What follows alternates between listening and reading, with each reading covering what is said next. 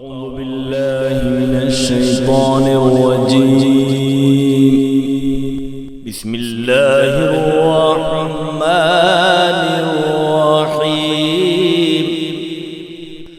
لقد كان لكم في رسول الله أسوة حسنة لمن كان يرجو الله واليوم الآخر وذكر الله كثيرا. صدق الله العلي العظيم.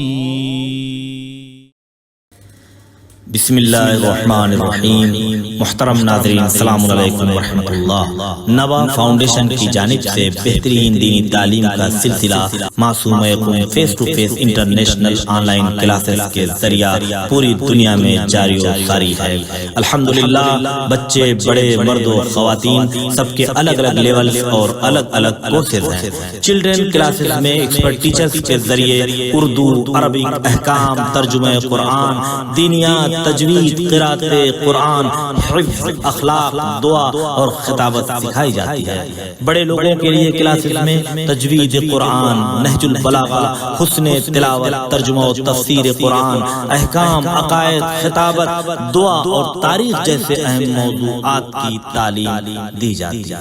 سارے سرٹیفکیٹ المصطفیٰ انٹرنیشنل یونیورسٹی کی جانب سے دیے جاتے ہیں. رجسٹریشن کے لیے 15 اپریل سے 10 مئی 2021 تک ادارے سے نیچے دیے گئے نمبرز پر رابطہ کر کے ایڈمیشن فارم حاصل کر لیں.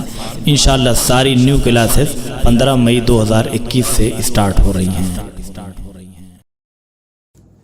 اعوذ باللہ من الشیطان الرجیم.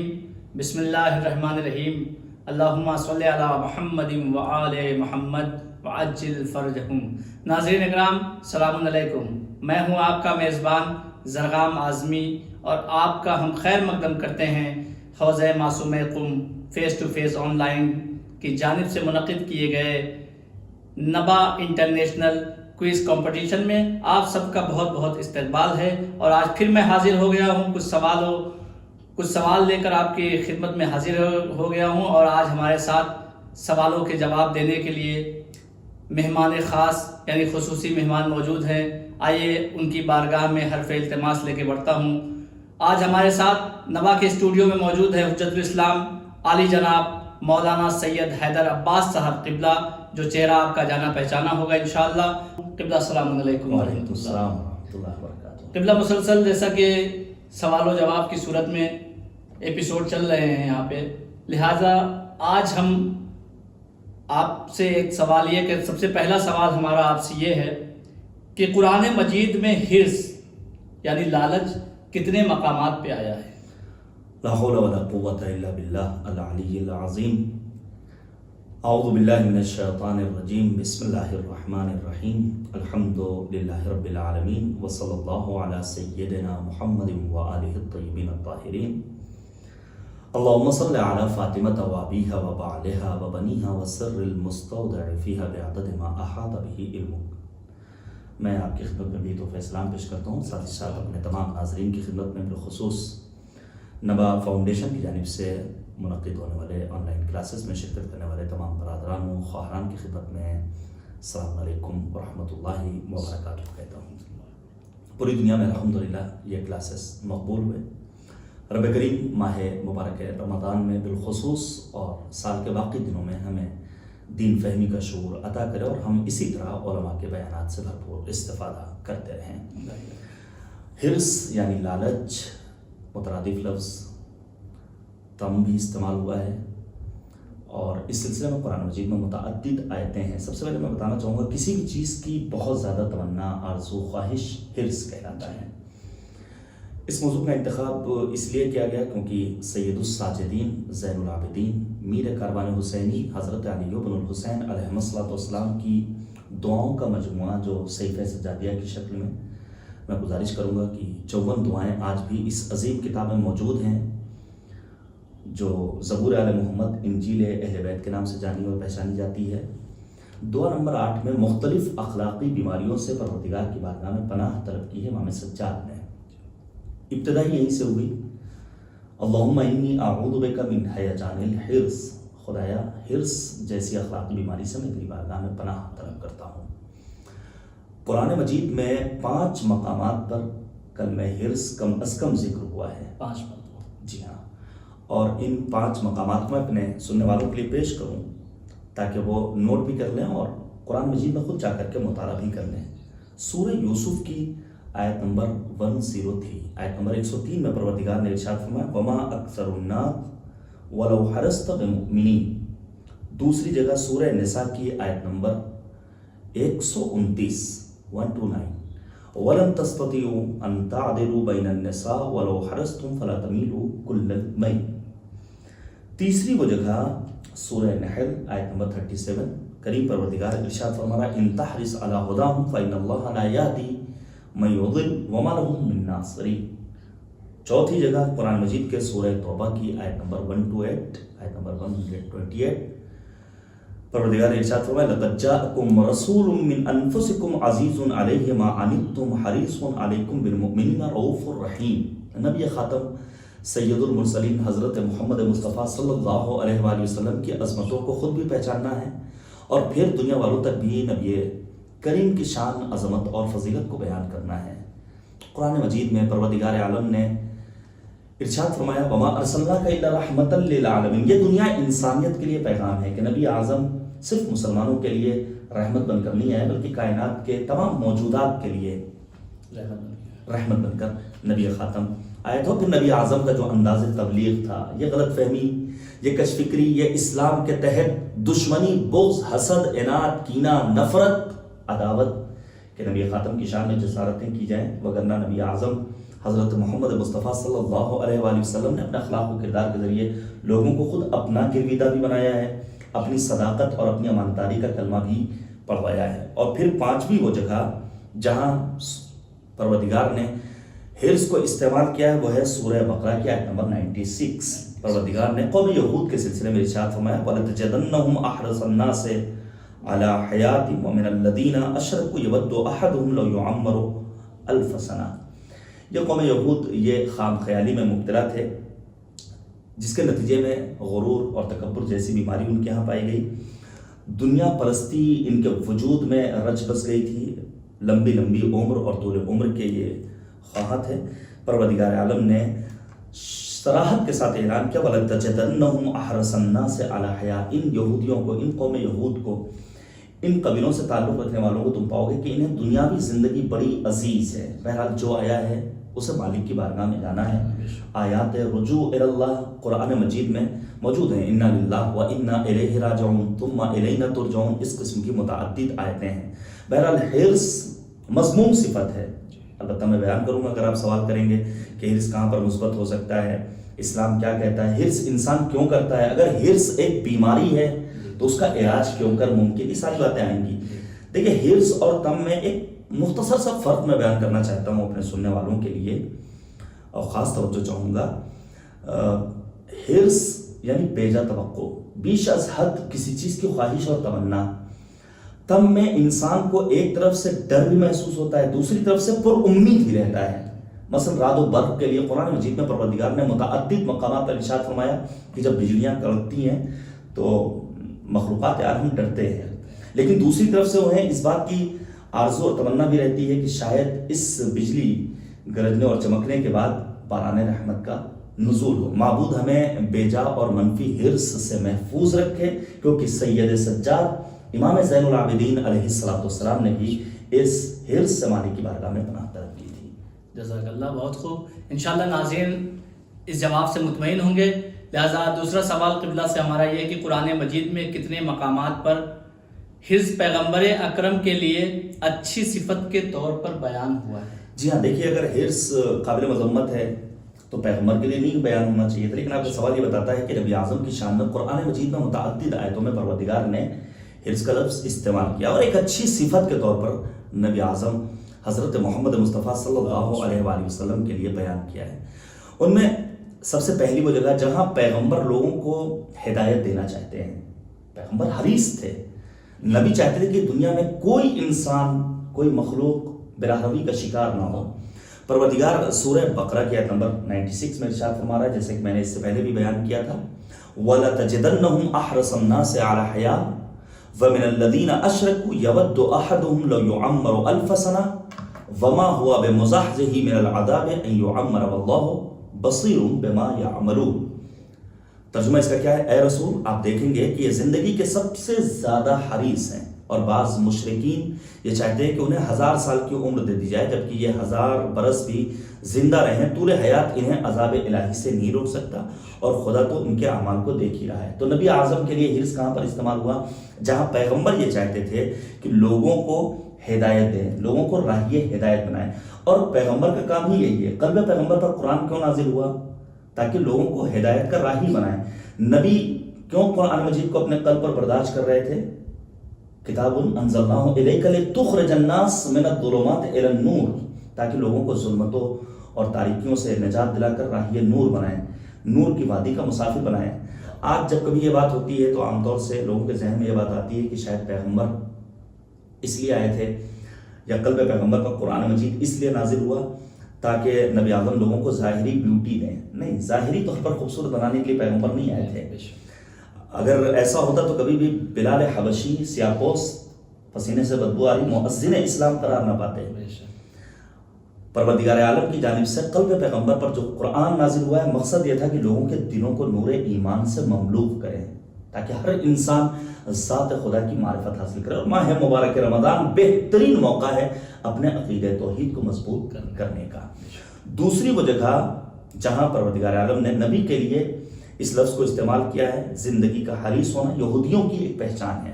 لَقَدْ جَاءَكُمْ رَسُولٌ مِّنْ أَنفُسِكُمْ عَزِيزٌ عَلَيْهِ مَا عَنِتُّمْ حَرِيصٌ عَلَيْكُمْ بِالْمُؤْمِنِينَ رَءُوفٌ رَحِيمٌ، سورہ توبہ کی آیت نمبر 128۔ یقیناً تمہارے پاس وہ رسول آیا ہے جو تمہیں میں سے ہے، اور تم پر پڑنے والی مصیبتیں اس کے لیے سخت ہیں، اور وہ تمہارے بارے میں حریص ہے، اور مومنین کی نسبت بہت ہی مہربان اور شفیق ہے۔ پیغمبر اعظم نے اپنے کردار کے ذریعے، اپنے اخلاق کے ذریعے پہلے امانت داری کا کلمہ پڑھوایا، اور پھر لوگوں کو اپنی جانب متوجہ کیا۔ بے شمار اس سلسلے میں روایات ہمارے ناظرین اور ہمارے برادران و خواہران سنتے رہتے ہیں۔ اس کے علاوہ دوسری آیت کریمہ سورہ یوسف کی آیت نمبر 103، وما اکثر الناس ولو حرصت بمؤمنین، ان میں سے اکثر لوگ ایمان لانے والے نہیں، اگرچہ آپ مومنین کے لیے بہت حریص ہیں۔ اس کے بعد تیسری آیت سورہ نحل کی آیت نمبر 37، ان تحرص علی ہداہم فإن اللہ لا یہدی من یضل وما لہم من ناصرین، آپ چاہے جتنا حریص ہوں کہ ان کو ہدایت مل جائے، بے شک خدا جس کو گمراہ کر دیتا ہے پھر اسے ہدایت نہیں دیتا ہے، اور نہ ان کا کوئی یاور ناصر اور مددگار ہے۔ تیسری وہ جگہ جہاں پروردگار عالم نے نبی اعظم کے لیے اس لفظ کو استعمال کیا ہے، وہ ہے ازواج کے درمیان عدالت قائم کرنے کی کوشش۔ وَلَن تَسْتَطِيعُوا، سورہ نساء کی آیت مبارکہ، وَلَن تَسْتَطِيعُوا أَن تَعْدِلُوا بَيْنَ النِّسَاءِ وَلَوْ حَرَصْتُمْ، ہرگز آپ ازواج کے درمیان عدالت قائم نہیں کر سکتے، ہر چند کہ آپ اس امر پر حریص ہو۔ گویا پروردگار عالم نے نبی اعظم کی اچھی صفت کے طور پر بھی قرآن مجید میں اس لفظ کو استعمال کیا ہے۔ معصومین نے بھی اس سلسلے میں ہماری رہنمائیاں فرمائی ہیں، جس کی جانب انشاءاللہ کچھ ہی دیر میں گفتگو کریں گا۔ جزاک اللہ۔ جیسا کہ ناظرین آپ دیکھ رہے ہیں کہ قرآن و حدیث کے روشنی میں سوالوں کے جواب آپ سماعت کر رہے ہیں، اور انشاءاللہ مطمئن ہوں گے۔ اور اب ہم تیسرے سوال کی طرف بڑھتے ہیں، اور قبلہ سے ہمارا تیسرا سوال یہ ہے کہ کیا روایت میں حرص کے کیا اثرات اور ثمرات بیان ہوئے ہیں؟ جی ہاں، روایات میں سختی سے بیان کیا گیا ہے۔ جی، اگر ایسا نہ ہوتا تو امام سجاد مالک کی بارگاہ میں دعا کیوں کرتے؟ سب سے پہلے میں چاہوں گا، چونکہ نبی اعظم نے خطبہ شعبانیہ میں ارشاد فرمایا تھا، دعاؤکم فیہ مستجاب، تو ماہ مبارک رمضان میں بندگان خدا جب اپنے دست سوال کو دراز کرتے ہیں تو پروردگار ان کی دعاؤں کو قبول کرتا ہے۔ تو کیا ماہ رمضان میں بھی ہماری دعائیں وہی رٹی رٹائی دعائیں ہوں؟ وہی چنندہ الفاظ، اللہ اولاد دے دے، اللہ گھر بنا دے، بینک بیلنس مینٹین رہے، بچہ اچھے نمبروں سے کامیاب ہو جائے، سیلری مل جائے، سیلری بڑھ جائے، پینشن ہو جائے، جاب مل جائے؟ نہیں، امام سجاد نے دعا کرنے کا سلیقہ اور طریقہ جو سکھایا ہے وہ ہمیں اس بات کی جانب متوجہ کر رہا ہے کہ مالک کے حضور اعلیٰ مطالب کو پیش کرنا ہے، اور یہی وجہ ہے مرزا شیرازی رضوان اللہ تعالیٰ علیہ، چونکہ حوضہ معصومہ قم کی اس مقدس وادی سے گفتگو ہو رہی ہے، میں تذکرہ کرنا چاہوں گا بی بی معصومہ قم سلام اللہ علیہ کا۔ مرزا شیرازی حرم معصومہ قم میں زری کی جھاڑی کو تھام کر گفتگو کر رہے ہیں، اچانک ایک جوان آتا ہے، چھوٹی چھوٹی باتیں طلب کر رہا ہے، اللہ سے بی معصومہ کا واسطہ دے کر کے مرزا شیرازی نے اس کا ہاتھ پکڑا، صحن حرم میں لے کر آئے اور آنے کے بعد کہتے ہیں اس ملکوتی بارگاہ میں اتنے چھوٹے چھوٹے مطالبات، یہاں اگر آیا ہے تو تمہاری دعائیں بھی اعلیٰ ہونی چاہیے، اعلیٰ مطالب پر مشتمل ہونی چاہیے۔ خدا کریم ہم سب کو توفیق دے کہ ہم پہنچے انشاءاللہ بارگاہ معصومہ میں اور جنت کے بھی مستحق ہوں، پھر دامن مراد بھر کر واپس آئیں۔ روایات میں متعدد مقامات پر حرص کے سلسلے میں اشارہ کیا گیا، اثرات، اسباب بیان کیے گئے۔ مثال کے طور پر امیر بیان سخن امیر المومنین نے بیان فرمایا الحرص لا یزید فی الرزق، حرص کے ذریعے انسان کے رزق و روزی میں اضافہ نہیں ہوتا ہے بلکہ انسان کی قدر و منزلت، انسان کی اہمیت مالک کی نگاہ میں کم ہو جاتی ہے۔ یا اس کے علاوہ میں آپ کے سامنے پیش کروں، حرص ایک طرح کی ذلت و رسوائی کے سوا کچھ اور نہیں ہے۔ اتقوا الحرص فإن صاحبہ رہین ذل وعنا، قرآن حکم یہ روایت موجود ہے۔ اپنے آپ کو حرص سے بچاؤ، کیونکہ حرص کا نتیجہ ذلت و رسوائی اور خواری کے سوا کچھ اور نہیں۔ بعض روایات میں حرص کا نتیجہ اور ثمرہ قتل بیان کیا گیا ہے۔ جو انسان حریص ہوتا ہے بس اوقات دوسروں کا قاتل بن جاتا ہے۔ رب حریص قتلہ حرصہ، بعض ایسے حریص ہیں کہ جن کا حرص انہیں قاتل بنا دیتا ہے۔ یہ بھی قرآن الحکم میں روایت موجود ہے۔ یا مثال کے طور پر بعض روایات میں حرص گناہوں کی چابی قرار دی گئی ہے۔ ای بنی الحرص مفتاح التعب ومطیۃ النصب وداع الی التفتن فی الذنوب، گناہوں میں گھسنے کا جو راستہ ہے، جو ذریعہ ہے، وہ یہی حرص ہے۔ اسی حرص کے ذریعے انسان بڑے بڑے گناہوں کا ارتکاب کرتا ہے۔ اسی حرص کے نتیجے میں انسان کی ارزش، ویلو، قدر و منزلت کم ہو جاتی ہے۔ الحرص ینقص قدر الرجل فلا یزید فی رزقہ، انسانی منزلت میں کمی کے ساتھ ساتھ اس کا رزق میں بھی کمی ہو جاتی ہے اسی حرص کے نتیجے میں۔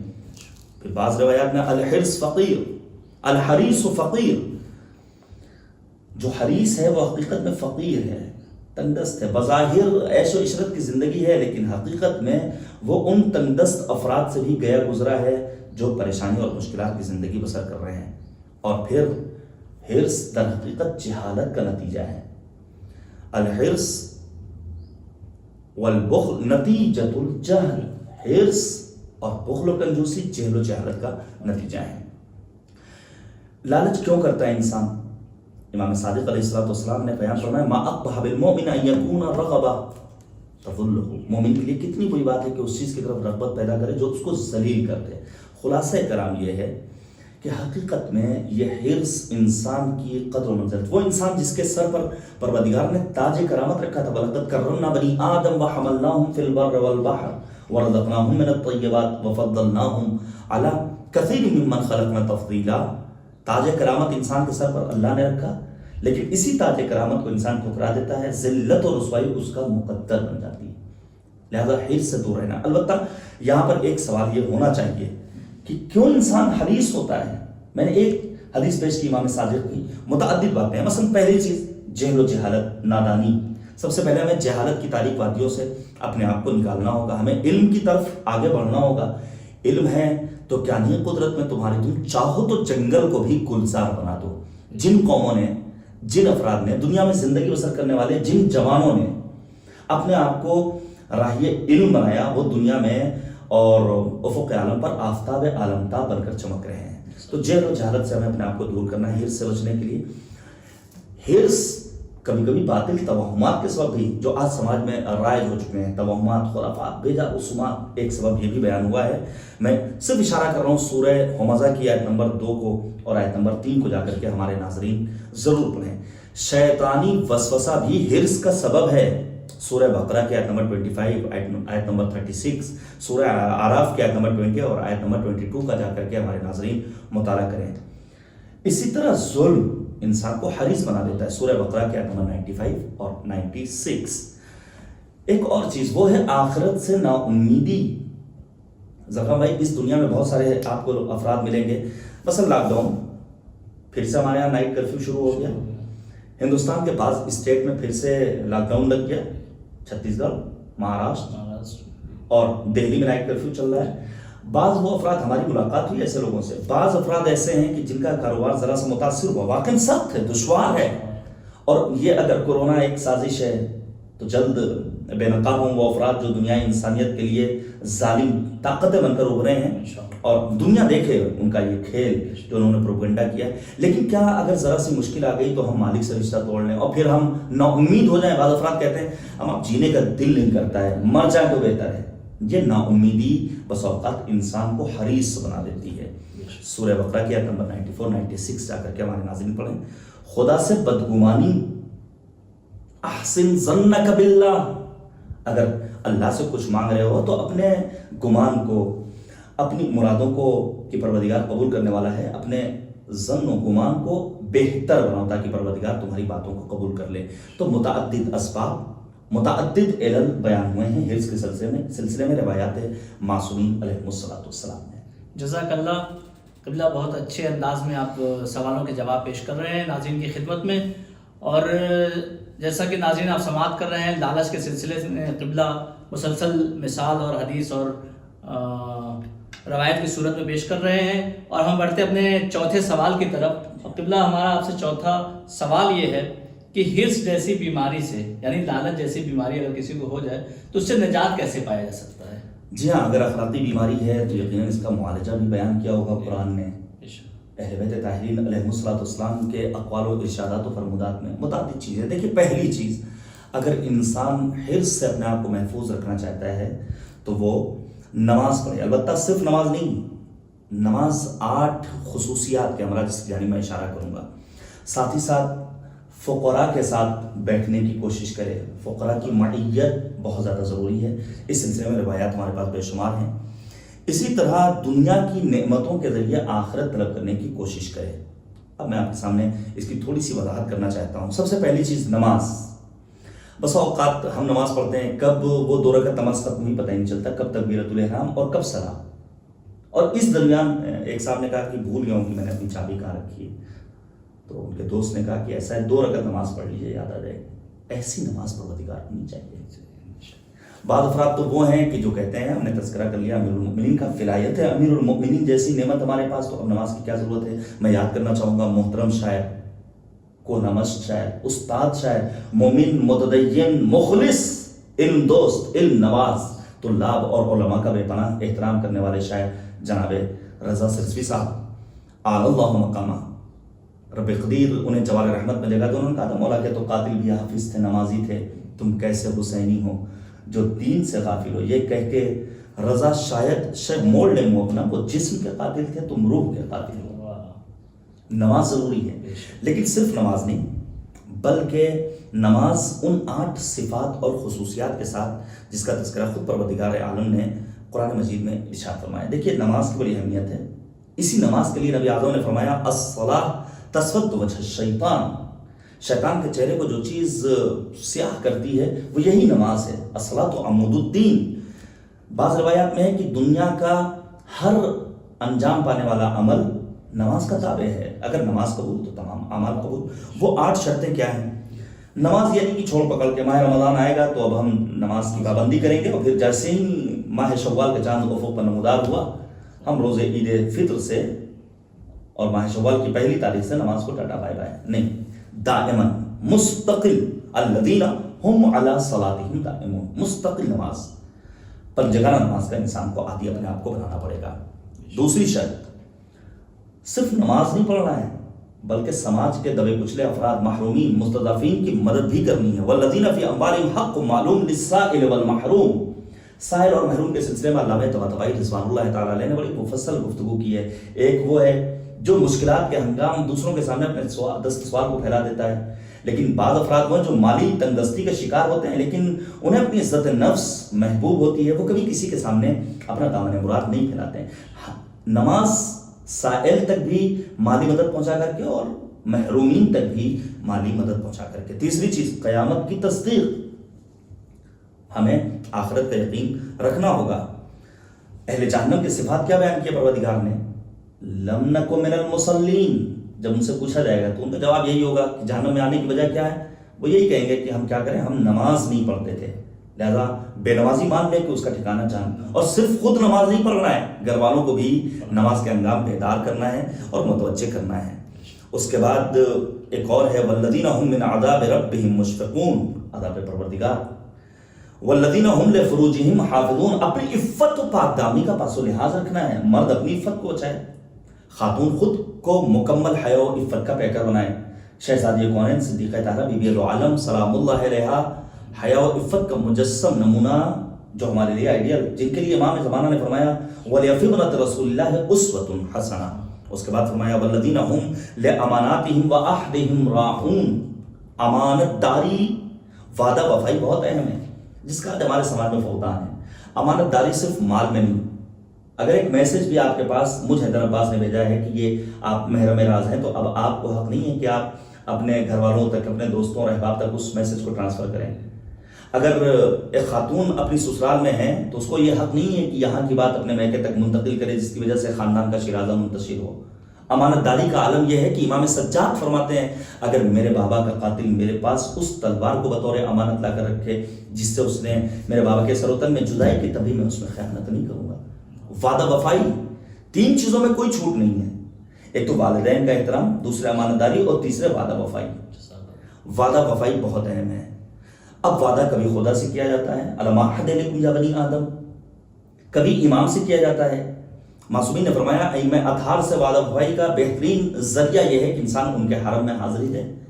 سرکار حجت سے وعدہ وفائی کا بہترین ذریعہ یہ ہے کہ روز جمعہ ہم دعائے مطبع کی تلاوت کریں، ہر روز دعائے عہد کی تلاوت کریں، اپنے وقت کے امام کو پہچاننے کی کوشش کریں، اور پھر یہ وعدہ وفائی کبھی عام انسان سے، زن و شوہر آپس میں وفادار رہیں۔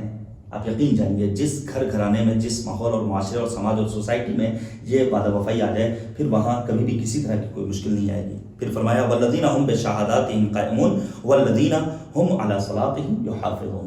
یہ 8 شرطیں ہیں جن کے ساتھ پروردگار عالم انسان کو نماز ادا کرنے کے نتیجے میں حرص سے دور کرتا ہے۔ دوسری چیز وہ ہے فقراء کی ہم نشینی۔ آج سماج میں اکثر افراد حریص کیوں ہو رہے ہیں؟ اس کی وجہ یہ ہے کہ وہ مادیت میں اپنے سے مافوق والے کو دیکھتے ہیں۔ ان کے ہاں 150 لیٹر کی فریج ہے، ہمارے ہاں تو 80 لیٹر کی ہے، ان کے ہاں 300 لیٹر کی فریج ہے، ہمارے ہاں تو 150 لیٹر کا ہے، ان کے ہاں تو اے سی ہے، ہمارے ہاں کولر ہے۔ یہ بہت اہم ہے۔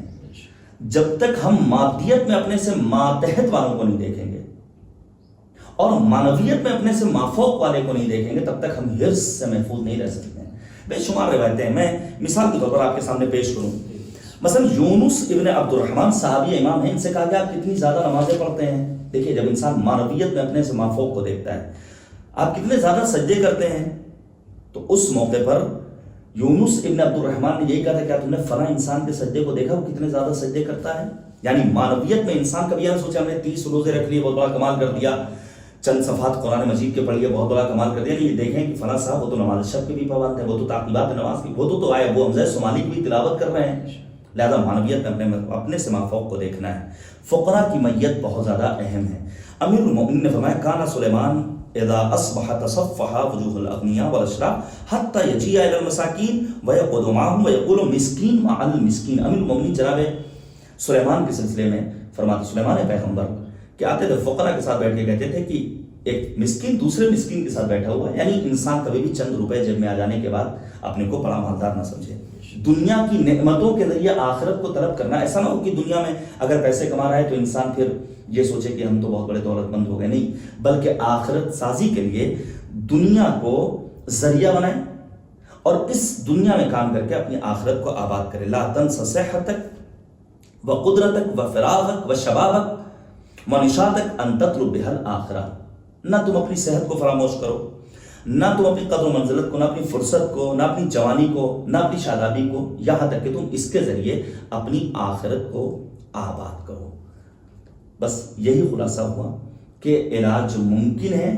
سب سے پہلے نماز کی پابندی اول وقت ان 8 صفات و خصوصیات کے ساتھ، فقراء تنگدست نادار طبقے کا خیال رکھنا، ان کے ساتھ بیٹھنا، ان کو اپنی بزم میں دعوت دینا، اور پھر انسان دنیا کی نعمتوں کے ذریعے دنیا میں کام کرنے کے ذریعے اپنی آخرت کو آباد کرنے کی فکر مستقل کرتا رہے، یقیناً حرص سے محفوظ رہے گا۔ جزاک اللہ، بہت خوب۔ قبلہ اب ہمارا آپ سے آخری سوال یہ ہے کہ کیا حرص کو اچھی جگہ سے بھی دیکھا گیا ہے، اچھی نگاہ سے بھی کبھی دیکھا گیا کسی مقام پر؟ جی ہاں، حرص جس طرح منفی اور نگیٹو ہے اسی طرح حرص مثبت بھی ہے. بہرحال چاقو، اس سے آپ پھل کاٹیں کسی مریض کو کھلانے کے لیے، مثبت ہے. اور خدا نخواستہ کوئی انسان اس چاقو سے کسی کا قتل کرے تو یہ قابل مذمت ہے. اسلام، انسانیت، عقل انسانی سب اس کی مخالفت. حرص بھی معمولاً منفی ہے لیکن مثبت ہے بعض جگہوں پر.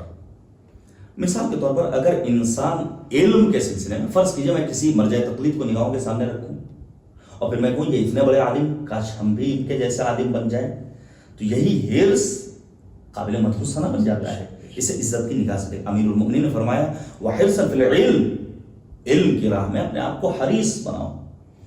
یا پھر واجبات کی ادائیگی میں ہمیں اپنے آپ کو حریص بنانا پڑے گا تاکہ ہم اول وقت نماز ادا کریں، ہم مستطیع ہونے کی صورت میں حج بجا لائیں، ہم ماہ رمضان کے روزے رکھیں بغیر کسی ناغے کے، بغیر کسی عذر کے، بغیر کسی بہانے کے. ہم سردی، گرمی، برسات ہر موسم میں نماز کی پابندی کریں، وضو کریں، آداب نماز کے ساتھ نماز کو بجانا ہے. امیر المؤمنین نے فرمایا فَكُنْ حَرِيصًا عَلَىٰ أَدَاءِ الْمَفْرُوضِ عَلَيْكَ، جو اللہ نے تمہارے پر واجبات قرار دیے ہیں ان کو انجام دینے کے لیے اپنے آپ کو حریص بناؤ. یا پھر امام محمد باقر علیہ السلام نے بیان فرمایا لا حرص کالمنافسۃ فی الدرجات، مقام و مرتبے میں اگر بلندی چاہیے تو اپنے آپ کو حریص بناؤ. لہذا ہمیں چند ایک جگہوں پر اپنے آپ کو حریص بنانا ہے، بالخصوص تحصیل علم کی راہ میں، کہ ہم علم کی راہ میں آگے بڑھتے رہیں، اللہ کے نزدیک ہمارا مقام و مرتبہ بلند ہوتا رہے، اور ساتھ ہی ساتھ ہم واجبات کو انجام دیں. بے شمار روایات ہیں، میں نے بہت ہی مختصر لفظوں میں آپ کے سامنے بیان کیا ہے. لیکن جب انسان اس دنیا میں جکڑ جاتا ہے، اس دنیا کا دل دادا ہو جاتا ہے، دنیا کے زرق و برق میں اپنے آپ کو گم کر لیتا ہے، تو مرنے کے بعد بھی حریص رہتا ہے. مثال کے طور پر میں ایک بات پیش کروں، سلطان محمود شاہ نبی کے بارے میں ملتا ہے کہ یہ جب اس دنیا سے رخصت ہوا تو بادشاہ تھا. یہ خواب میں خراسان میں اسے کوئی دیکھتا ہے اور اس کے بدن کے اجزاء، اعضائے بدن سب منتشر، لیکن اس کی آنکھ سالم ہے، جو کبھی ادھر دیکھ رہی کبھی ادھر دیکھ رہی ہے. جتنے بھی حکمات ہیں ان کو بہت حیرت ہوئی کہ آخر کیا وجہ ہے، بدن سارا کا سارا سڑگل گیا ہے لیکن آنکھ سالم ہے. تو ایک عارف باللہ، ایک صاحب عرفان نے یہ جواب دیا. ان کی تعبیر یہ تھی کہ سلطان محمود شاہ غزنوی اب بھی اپنے ملک کی فکر میں کہ یہاں ریاست مل جائے، یہاں حکومت مل جائے، یہاں زمین پر قبضہ مل جائے، جو دوسروں کے قبضے قدرت میں زمین ہے وہ بھی ہم، تاکہ ہماری سلطنت کا دائرہ وسیع ہوتا رہے. اس لیے تو امیر المؤمنین، امیر کائنات حضرت علی مرتضیٰ علیہ السلام نے بیان فرمایا تھا غیر قد طلقتک ثلاثا، دنیا تو مجھے فریب دینا چاہتی ہے، جب میرے علاوہ کسی اور کو دھوکہ دینا، میں نے تجھے 3 مرتبہ طلاق، جس کے بعد رجوع کی بھی مہلت نہیں ہے. حرص قابل مذمت ہے. حرص کی مختلف وجہیں ہیں. حرص اگر ایک بیماری ہے تو اس کا علاج ممکن ہے. حرص مثبت بھی ہوتا ہے اور حرص زیادہ تر منفی ہوتا ہے. بالخصوص سماج کی خواتین اور اپنی بہنوں کے لیے کہنا چاہوں گا کہ کسی کے گھر جائیے تو بہت جزیات میں جا کر کے پردے کا رنگ اور صوفے کا کور اور بیڈ شیٹ وغیرہ دیکھ کر کے مت آئیے، بلکہ صرف اور صرف یہ دیکھیے اس گھر میں جو اچھائیاں تھیں، وہ جو اعلیٰ انسانی اقدار تھے، جو خاندان کا اور رشتے کا رکھ رکھاؤ تھا، وہ آپ کے لیے کس حد تک بہرحال مؤثر ہو سکتا ہے. بس ایک آخری بات جناب ابو ذر کے لیے نبی خاتم حضرت محمد مصطفیٰ صلی اللہ علیہ وآلہ وسلم کی وصیت اوصانی خلیلی ان انظر الی من ہوا دونی الی من ہوا فوقی. پیغمبر نے ابو ذر غفاری، وہ ابو ذر جن کے لیے پیغمبر نے کہا تھا ابو ذر صدیق و ہادی الامہ، اس امت کے صدیق ہیں ابو ذر، ان سے وصیت کی تھی اے ابو ذر دنیاوی معاملات میں، مادیت میں ہمیشہ اپنے ماتحت والوں کو دیکھنا، کبھی بھی اپنے مافوق والوں کو مت دیکھنا. جزاک اللہ. تو ناظرین انشاءاللہ آپ مطمئن ہوں گے قبلہ کے جوابوں سے، بڑے خوبصورت انداز میں سارے سوالوں کا جواب قبلہ نے دیا. لہٰذا آج ہمارا وقت یہیں پہ تمام ہوتا ہے. انشاءاللہ پھر ملاقات ہوگی اگلے ایپیسوڈ میں. تب تک کے لیے ہمیں اجازت دیجیے. خدا حافظ الناصر. السلام علیکم ورحمۃ اللہ وبرکاتہ. بسم اللہ الرحمن الرحیم۔ محترم ناظرین السلام علیکم ورحمۃ اللہ۔ نبا فاؤنڈیشن کی جانب سے بہترین دینی تعلیم کا سلسلہ Masooma face to face international online classes کے ذریعہ پوری دنیا میں جاری و ساری ہے۔ الحمدللہ بچے بڑے مرد و خواتین سب کے الگ الگ لیولز اور الگ الگ کورسز ہیں۔ چلڈرن کلاسز میں ایکسپرٹ ٹیچرز کے ذریعے اردو، عربک، احکام، ترجمہ قرآن، دینیات، تجوید، قرات قرآن، حفظ، اخلاق، دعا اور خطابت سکھائی جاتی ہے۔ بڑے لوگوں کے لیے کلاسز میں تجوید قرآن، نہج البلاغہ، حسن تلاوت، ترجمہ و تفسیر قرآن، احکام، عقائد، خطابت، دعا اور تاریخ جیسے اہم موضوعات کی تعلیم دی جاتی ہے۔ سارے سرٹیفکیٹ المصطفیٰ انٹرنیشنل یونیورسٹی کی جانب سے دیے جاتے ہیں۔ رجسٹریشن کے لیے 15 اپریل سے 10 مئی 2021 تک ادارے سے نیچے دیے گئے نمبرز پر رابطہ کر کے ایڈمیشن فارم حاصل کر لیں۔ انشاءاللہ ساری نیو کلاسز 15 مئی 2021 سے اسٹارٹ ہو رہی ہیں۔